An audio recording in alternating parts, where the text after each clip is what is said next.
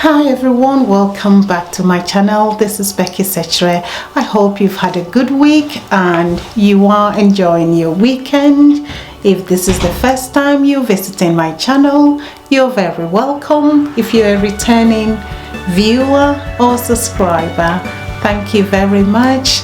Please remember to share, remember to subscribe if you've not done that yet. So today I'm going to be talking about what they don't really tell you about working as a nurse or senior carer in the UK. So if you're interested, why not watch to the end?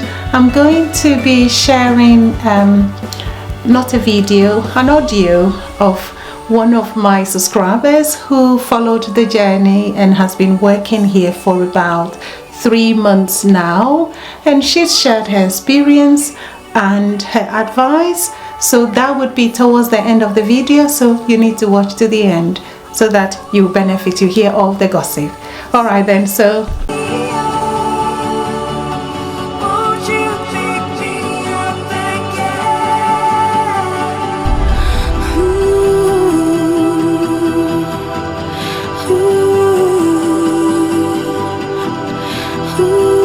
hi everyone, welcome back to my channel. So my name is Becky Sechere.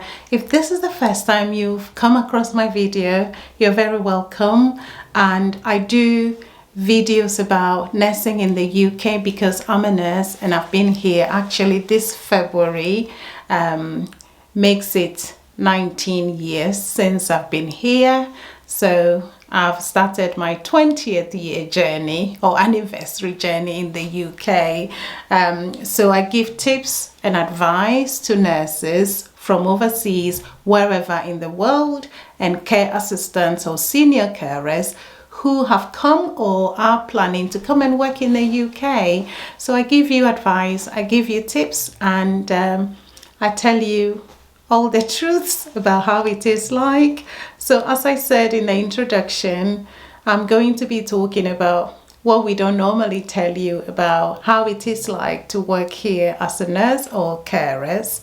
So the main topic for today is the challenges of working as overseas nurse or care assistant or senior carer in the UK. So this video, I've been asked by one of my viewers or subscribers to do that, so I decided to do my usual research. And apart from that, I've been here for so long, so I've got my own experience and I will share with you. So as you may be aware, or you already know, that there are challenges in life wherever you are in our home countries. Whatever job you do, you will face challenges. So you can imagine moving from your country to another country, having to, adjust to a new environment, meeting new people, leaving what you know behind. Like for me, all I knew in my life was Ghana until I came here, and I've realized, okay, there is more to life than being at the same place. So you will see different things, you will meet different things. There are a lot of stuff. There are good ones, there are bad experiences you will go through, but that is life. And as I said, I've done it, you can do it, others are doing it. All right, so let's start. So one of the things, the challenges, is adjusting to the new weather, cold weather, especially depending on when you came, and also rain. And with the changing weather as well, today it could be very cold, tomorrow it could be a bit warm, another day it's all rainy, and towards the end of October it's becoming very dark from 4 o'clock, and then around February to March going, when you wake up, you see that it's still bright when it's even 7 o'clock in the evening. That is springtime anyway, so March going. Another thing is the language. So with the language, yes, most of us, we speak English in our home countries. In our education, things are taught in English, especially speaking from my experience, like from Ghana, we learned everything in English. And we do learn our own language as well, and we speak our own languages at home, but we know we all have accents. And when we get here, people here sometimes they talk very fast. So when they're speaking English, sometimes if you don't listen carefully, you may not understand what people are saying. That is their mother language. So it comes very fast, and they talk, and they also have accents, because when you go to Scotland, they speak English, but they have their own Scottish accent.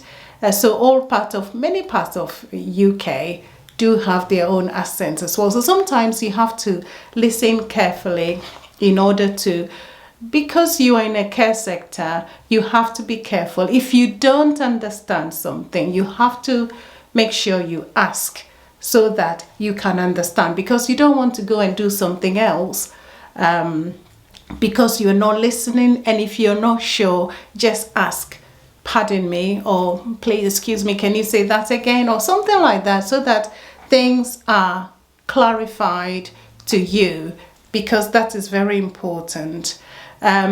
Sometimes you may find people, you talk to them, they say, oh, I can't even understand a word you are speaking, or I can't understand what you're saying. Sometimes you hear it behind you, oh, I can't even understand a word she's talking about. Anyway, you will meet some of those things. It can be frustrating, but some of these things could lead to communication barriers. It is two ways. It's nobody's fault. But when you get here, you have to just make sure, just listen, and you will be fine. I'm doing it. I do understand what they say, so you will understand as well. Another thing I've got is inability to use the skills that you have. So by the time you get here, some of you may be working as a seniors in your department. Some of you may be doing catheterization, suturing, cannulation, IV medication. But unfortunately, when you get here, because you're in a completely new environment, you will not be able to use those skills until you have gone through training and you have completed your competencies before you are allowed to do those things. Don't take it to heart, because sometimes the equipment that are used here to do things are different from what you might be used to from back home. So you just have to have patience, and then you learn, and it helps you. So don't worry about such things. I know it can be very frustrating. Another thing is about adjusting to different ways of working and doing things. As I said, you might be a unit manager in your home country, but you are having to start completely new. You may have to start working with healthcare assistants. Some of them, could be difficult. Some are very nice and supportive. I'm telling the truth. At the workplace, you may meet people who are very nice and people who are very supportive. You would meet others who might pick on you unnecessarily. But this is the fact, and these things are common in most places, not only here. So it's important. So I'm telling you these things so that you know. So when you come, you're already prepared. Just be humble, just listen, just learn. So it's very important to just have patience. You would pick things up, you would be fine. You may also find sometimes there is inadequate support because they're already short. That's why they're recruiting people here. So yes, you will get the support, but sometimes you find that at the start, it might not be as adequate as you would, or you may have been made to believe. So everybody's experience is different. Every workplace, every organization is different. You might get an organization that, they would be 100% supportive in everything you do, but you might find yourself in an environment or a place where things wouldn't be as you thought they might be. So just be prepared so you can handle these things. You can adapt and adjust to them.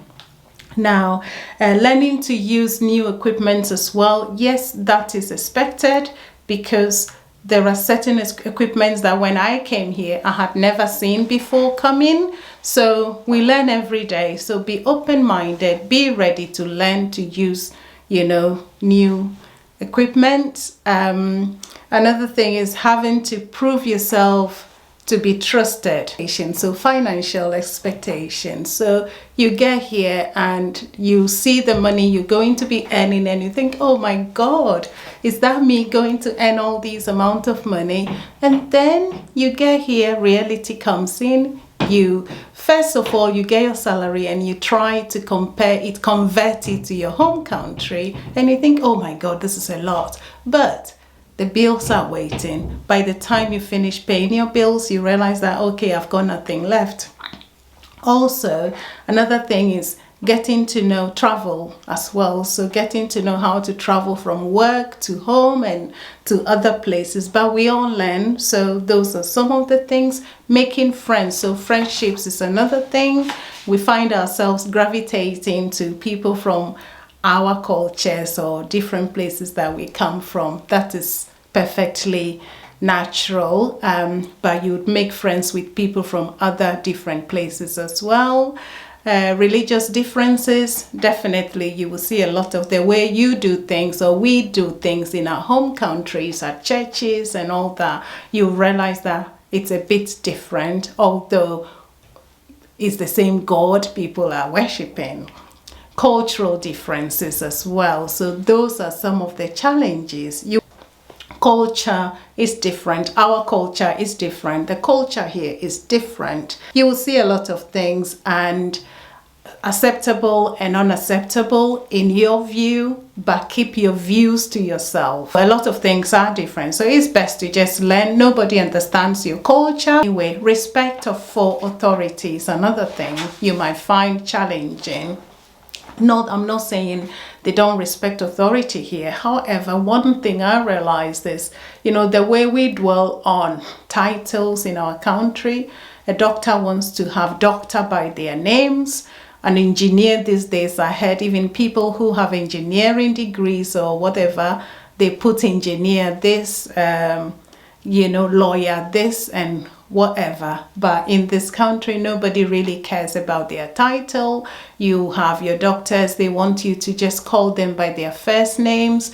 Your matron or your manager would say, if they are called Mary, they just want to be called Mary, Rebecca, Becky. You might find that a bit difficult because in your home country, you call people with their titles and you see your matron coming, you're standing up to show respect. But it's a bit completely different here. It's more relaxed, I would say. So you just have to get used to it. It's the way it is. I think I'm getting to the end of it. Another challenges we find here is the fact that childcare issues. I will be talking again about childcare. I've talked about that before in the past. So you have to look out for it. I'll be talking about it in the future. Another challenge that people find when they get here is about loneliness and isolation, because you're new, you don't know anyone, so work home, and it's like you really feel lonely sometimes. But once again, and you haven't got your family here. If you do have your family here, you have that family support, but you haven't got family here, then like you're on your own, very isolated, and you end up just working, which is good, but you need to make time for yourself. So I'm going to end this part here, and I'm going to be playing the audio of my lovely subscriber who has become a friend. She's from Nigeria, and so listen to her experience and her advice to anyone who is wishing to come. So please remember to watch to the end, share. So my question is, what are some of the challenges you've experienced as a senior carer on arrival to the UK? And also, what would be your advice to someone who is planning to come just as you did? Some of the challenges I faced on arrival in the UK as a senior carer is just mobility. I mean, because I work in domiciliary care, so it's very, and I don't drive, so it's very challenging. And moving from point A to point B, because you do, our shifts are not long shifts like people in care homes used to have, or day seats, or people that do live in. No, our own rota is that you work 1 hour here in client A's house, then you go to client B's house, which might be a totally different area. You might do a 30-minute call there, then you move to client C, probably 45 minutes call, and then the cycle goes again and again till the end of the day. So although we get probably 2 hours break in between breakfast calls, then you start lunch break, and after lunch break you have like 2 hours break again, but that's all you get for the day. The others are like your travel time. You spend the remaining hours, your total working hours for the day might not even be more than 6 hours, but you spend the vast number of your time walking from, or probably catching buses from point A to point B, from the client's house, from one client's house to another. And the bus system here is not all that great. Some areas in the UK have very, very efficient bus system, but here where I am, the bus system is not so efficient. So you can imagine, sometimes you miss the bus, sometimes the buses come late, the buses even come every 30 minutes, and you have to go back to the city center before you're able to reroute. So anywhere you're going, you have to get to the city center first before you're able to reroute.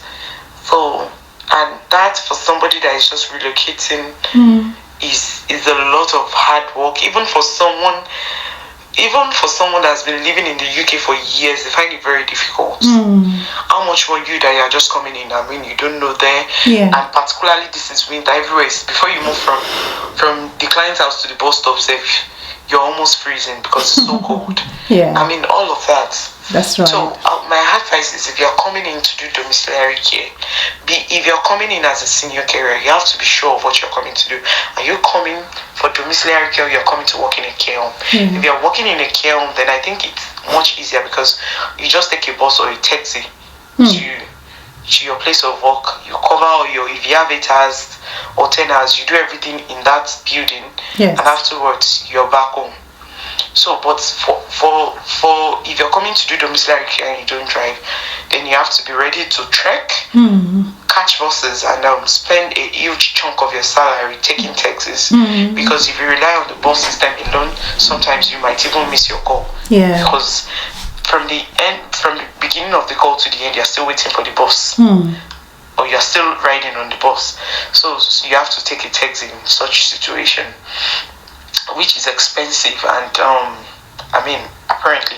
So the best bet for you, if you're coming to do domiciliary care, I can only say for domiciliary care because I've not worked in a care home, so I don't know the challenges that are there.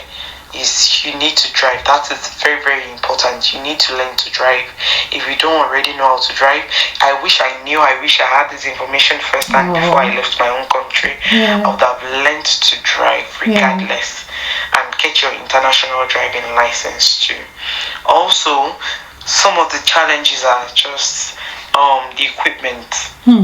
Like even while I'm doing a home care, a domiciliary care job, I've still seen equipment that I've never seen in my home country. So those things are strange to me, and my colleagues keep asking me, "Oh, I thought you said you've worked in a hospital before in your own country and all that." And I said, yes, but we don't have this equipment. That's right. Please take it easy with me. Let the people that know teach the ones that don't know, please. So they are kind of skeptical that, oh, how have you been able to work in a hospital when you cannot use a serious study, or you don't know what a rostona is. And honest to God, we don't have all these things in my home country. So the whole thing is they are introducing you to new equipment, and they are putting their expectations from you are so high that they are expecting you to pay attention to details that you've never, details that were non-existent to you until that moment. That's right. That you got to know about it. So they expect you to grab things, because it is stuck in their head that since you've been working in a hospital settings before, or something, or as a nurse, or as a carer, or something, according to your application, or you've been working in just basically in health related settings, you should be used to all these things. But then things don't work like that, because where you're coming from, particularly Africans, most of these equipments, we don't have them. You don't understand. And okay, now that we've seen them, please allow us time to acclimatize. So you can, they want to be, and I don't blame them, because the clients are very, very, the clients too are very, most of them, I don't know how to put it, they expect you to know what you're doing. So you don't go to the field and start fidgeting. The clients will be very uncomfortable. The clients will not want to be left alone with you, because they are not sure if you're confident enough to take care of them, or if you have the capacity to take care of them. You understand? So it's just I don't know, it's not magic. It takes a lot of patience and perseverance, and I don't know, you just need to pray for the grace for strength, and you have to be really strong. Me, I've cried a lot. The amount of tears that I've shed in this country, I don't even think I've cried so hard like that in my entire life in my own country, because from trekking to, sometimes the accent, and sometimes, everything is just there. You can, and all the whatnot, you just don't know what you expect. But I've learned to deal with each day as it comes. And I just learned to live life, live one day at a time. And above all, I've learned to just love the job, because the satisfaction and the happiness I get from the client's smile, when you've taken care of them, when you've delivered your duty of care to them, and they are happy and they are comfortable, and they are thanking you. The British people are actually very polite. True. And very courteous people. The thank yous, the very good, the well done. Those are my rewards. I mean, good. At the end of the day, those are the little things that make the whole effort worthwhile. So that's right. And so if you're planning to come to the UK for the same purpose, I would just advise that you have to be sure of what you're going into before signing the contract. Okay, fine. How many years is my visa? What are the working? You have to be sure of your working hours. Yes, you have to be sure of your working hours, because some people are working 6 days a week, some people are working 7 days a week, simply because they're on tier 2 and they can't leave. So it's almost a thin line. You have to be very sure that the lines are drawn between your tier 2 visa, the boundaries are set. You have set clear boundaries in your job contracts. You understand what I mean? So, because there's a thin line between this tier 2 and modern slavery. Because if you're not sure of what you're going into, and there are some employers out there that once they know that you don't even have a clue, you don't know what your rights are, I mean, you're in trouble. They exploit you. So you have to be sure of your working hours. That's right. How many days a week you're working, how many hours, how you get your hours. I mean, you have to have a clear picture of what the rota is like, so that you'll be able to create a good work-life balance. So because you have to look out for your clients, and at the same time, most importantly, look out for yourself. You need to be able to know that you are an asset to your company. That's right. You are an asset to your company. Of course, your boss is paying you. At the same time, you're working for the money. It's not like they're paying you for free. Of course, so you have to deliver what they're paying you for, and at the same time, you have to have your own dignity and sanity and mental health. That's right. Intact. Very important. So you have to be sure, am I working in a care home? Am I doing this? Am I doing living? Or am I doing domiciliary care? If you're coming for domiciliary care, please do drive. Learn to drive. It's very important. In fact, it is key. As a matter of fact, some employers do not take you if you don't drive. They will tell you a car is required Yes. for this role.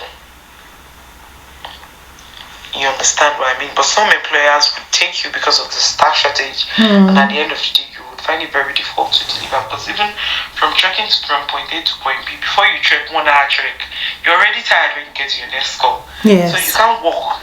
You can't optimize. Yes, how would I put it? I don't know how to put it, but you can't walk to your full capacity. Like you can't deliver to the best of your ability because you're already tired from walking safe. Yes. So, and you learn more on the job. You can't learn everything at your induction. Yeah. But you need to pick the vital information. That's right. You have to pay attention Yes. to details because all of these things matter. Those are the little things that matter. You can't say, oh, because I've gone to this client house or I've taken care to this client, I'll just put the PP inside the recycle bin. No, things are not done that way. You could be fined for that. Yes. So this, meanwhile, in our home country, we put everything together. There's no separate bin for anything. That's right. So like, it's just like when you're in Rome, you do as the Romans. When you get here, when you settle and you begin to know the laws, you are acclimatized. Of course, you always find your way around things. You always find a way to make life easier for yourself legitimately. That's right. Without hurting anybody. Yes. I mean, if you have to take a taxi and you know, oh, if I plan my trip ahead, I could take so bus and get there at this time right before my call so I don't get late to my call. That's right. Like that, you know how to eventually work your way around things. But before then, I'm telling you, it's not going to be easy. The tears that I've shed in this UK, everything, all the tears that I've shed in my entire life is not up to what I've shed in my 2 months of being in this UK because I don't know. Oh, you'll be fine. Psychologically, everything you're going to be overwhelmed all of the time because it's true. Your environment. Yeah. And once you come, you're most likely to start work immediately. So you don't even have time to and you don't pick your. Sometimes you see the rota and you want to faint. Especially, I don't know, but because I'm not working in a care, I don't know how it goes. For domiciliary care, it takes the whole of your day. So you have to be able to know your working hours. Yes. So that you'll be able to create a good work-life balance. Because of your own mental health and overall well-being too. That's right. So as much as you're looking out for the clients and taking good care of them, giving them good quality care, you have to be taking care of yourself too. Yes. Because if you get sick or you're down, then you can't go to work, and if you don't go to work, you can't get paid. That's right. So you are as important. Yes. As the clients you're taking care of. That's right. So you have a duty of care to the client and to yourself. Yes. So far it's been rewarding, it's been fulfilling. Good. That I've had all these people who look up to me for their care, Yes. and after I've given them, after I've been able to care for them, the thank yous, the smiles, you know, the comforts, yes, they are all my rewards. Yeah. They make the job so satisfactory, and I'm pleased that I've been able to make a positive difference in the lives of people. Yes. I mean, well done. So far, the only major problem I've had is just my mobility because I do domiciliary care and I don't drive. Yeah. Thank you. Thank you very much, my friend. So that is one of my viewers. So I've been following her journey. When she arrived, she informed me she's here. She kept in touch. I kept in touch. I asked her to, just contact me if you need any advice. And, so as she said, it's not easy. And that is her personal experience. She's working in domiciliary care, which is home care, which is where you move from home to home. And as she said, It's important. If you're a driver, it's better than not a driver, because it means you're spending your whole day traveling here and there, visiting people, and you spend all your day maybe traveling than even doing the job. But she's satisfied, making a difference in somebody's life, makes her happy, and that is, you know, our aim of working here is to make a difference in people's lives. You know, if someone is happy and they say, oh, thank you, we are happy about that. Anyway, so I hope you enjoyed this video. Remember to share, remember to like. If there's anything you want me to do a video about, feel free to drop that in a comment. If you have any questions, drop that in a comment and I'll get back to you. Remember to subscribe if you haven't done that yet, and take care of yourselves, and I'll see you again next week. Bye bye. See you.